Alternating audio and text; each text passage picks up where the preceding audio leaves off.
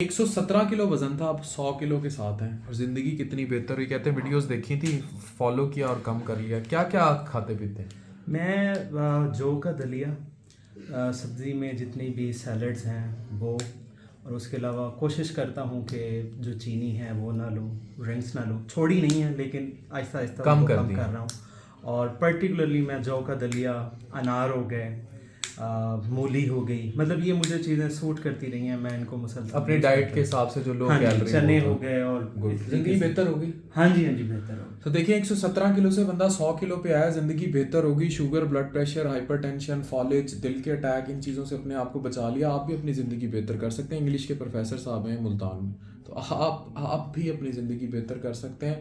آپ کے لیے خوراک پیدا ہوئی ہے کہ آپ کو فٹ رکھ سکے، آپ خوراک کے لیے پیدا نہیں ہوئے. بس یہ چیز آپ سمجھ لیں گے. یہ نہیں ہو سکتا کہ آپ ہر وقت چلتے رہیں. آپ اپنی زندگیوں کو بہتر کریں. اعتدال پسندی کا ہی سبق ہے. ان کی زندگی آپ کے سامنے ہے. ڈاکٹر عفان کیسر سائننگ.